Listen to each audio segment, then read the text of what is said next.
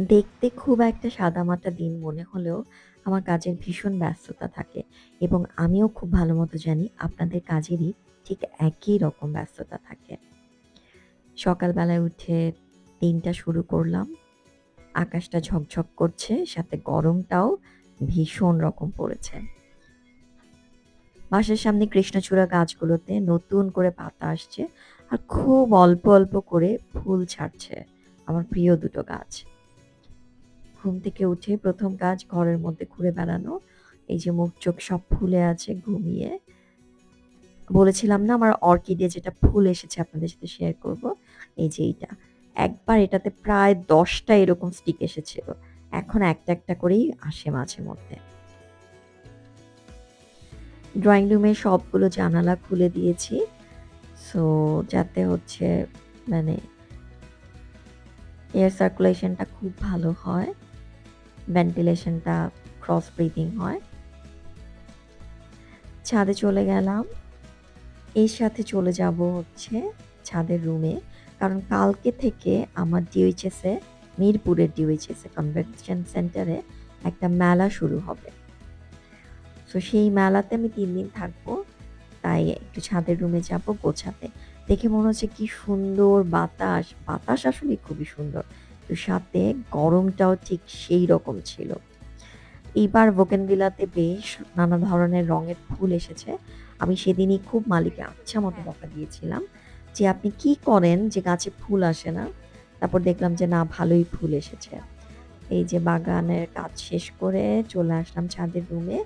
মেলার সব গোছগাছ করছি। বেলির জন্যও খুব বকা দিয়েছিলাম তাকে। তারপর দেখলাম না বেলিতেও বেশ ভালো কলি এসেছে।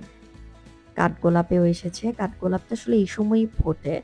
আর এই গাছটা এমনভাবে রাখা, সাথে খেজুরের গাছ এমন করে উঠছে যে ফুল পাড়া খুবই কঠিন। তারপরও কিছু ফুল পেড়ে আনলাম কারণ কাঠগোলাপ ফুলটা আমার খুবই পছন্দের।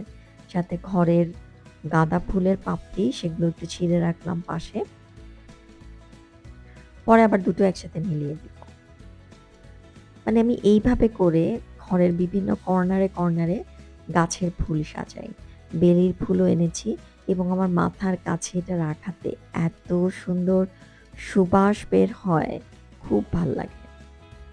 আজ একটু ইলিশ মাছ করছি, শুধু লবণ, হলুদ, মরিচ দিয়ে ভাজবো এবং ভেজে আমি ভাত-টাত খেয়ে ফেলবো খুব তাড়াতাড়ি। কারণ আমার ইয়োগা করার জন্য প্রায় ২.৫-৩ ঘন্টা আগের থেকে পেটটা খালি রাখতে হয়, খেয়ে ফেলতে হয়। এসেন্স-টেসেন্স সব দিয়ে ঘরটরে খুব সুন্দর একটা স্মেল বেরোচ্ছে। বারান্দার এই র‍্যাকটাতে গাছগুলো খুব সুন্দর করে মানে ভালো লাগে।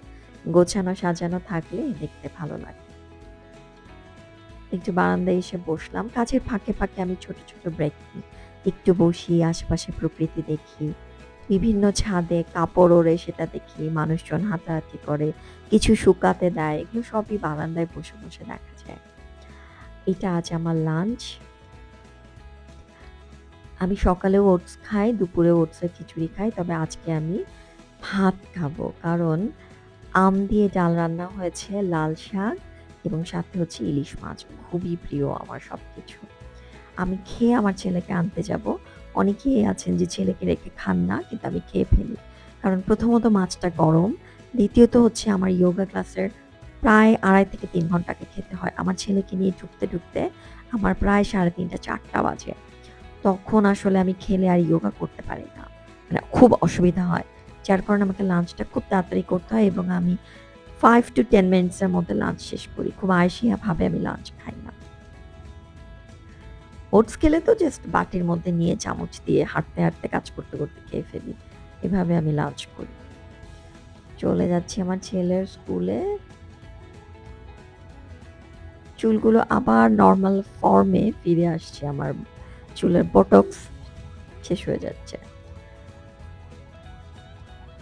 এখন বোধহয় তেলের ক্রাইসিস এর কারণে রাস্তা একটু ফাঁকাই দেখা যায়। এবং আমি এই যে মেলা করব, কিভাবে যে করব, এই যে তেলের ক্রাইসিস শুধু স্কুলের যাতায়াতের জন্য গাড়িটা ব্যবহৃত হচ্ছে। বাকি সব কাজ আমরা হয় রিক্সায়, উবারে নাহলে মেট্রো দিয়ে সারছি। মানে খুব একটা অসুবিধা হয়ে গেছে এই তেল নিয়ে। আবার ফুলের দোকানে থামলাম রজনীগন্ধা কিনবো বলে। সাথে একটু ফলেরও দরদাম করে নিলাম। আজ আমি গাড়িতেই বসেছিলাম, নামিনি। এরপর চলে গেলাম পার্লারে, কারণ আমার কালকে যেহেতু মেলা, আইব্রোজটা প্লাক করতে হবে। আমি যেহেতু পিজিএন আমার ব্র্যান্ডকে রিপ্রেজেন্ট করি, তো নিজেকে আসলে সাজিয়ে গুছিয়ে ঠিকঠাক মতো ওখানে নিতে হয়, কারণ আমাকে দেখেই মানুষ আমার ব্র্যান্ডটাকে চেনে।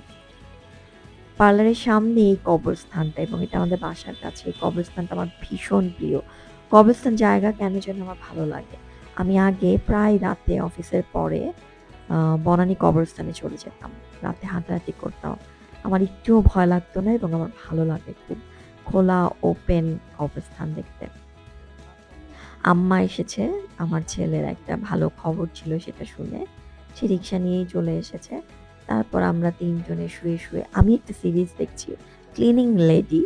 সেটাই আম্মা এবং আমার ছেলে বসে দেখছে। ওরা কিন্তু আগামাথা কিছু বুঝছে না। ওরা কথা বলছে এবং আমার পাশে শুয়ে এই গল্প করছে। আমাদের ৩ জনের একটা প্রিয় সময়।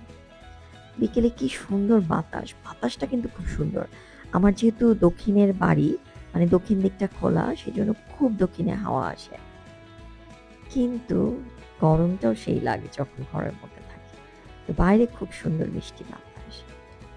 এই যে আমার সেই কাঠগোলাপ, সুন্দর একটা হালকা গন্ধ বের হয়। ভালো লাগে গন্ধটা। আমি চলে আসলাম আমার ইয়োগা ক্লাসের জন্য। সন্ধ্যায় আমি বসছি আমার ইয়োগা ক্লাসে। আজকে একটু দেরি হচ্ছে, কারণ আজকে আমি অন্যদের সাথে ক্লাস করছি। সেইজন্য ক্লাসটা একটু দেরিতে হচ্ছে। বসে গেলাম ইয়োগা করতে। এরপর তো রাতের আমরা আসলে ডিনারে সেরকম কিছু খাই না। খুবই হালকা পাতলা। প্লাস হচ্ছে আমার ছেলের নাস্তা, সকালের ওর টিফিন, এগুলো বানানোর কাজে ব্যস্ত হয়ে যাব ইয়োগার পরে। বারান্দায় যেয়ে দেখি এক ফালি কমলা রঙের চাঁদ উঠেছে। একদম ছোট্ট আকাশের এক কোণায়। আমি ভালো আছি। আপনারাও ভালো থাকবেন।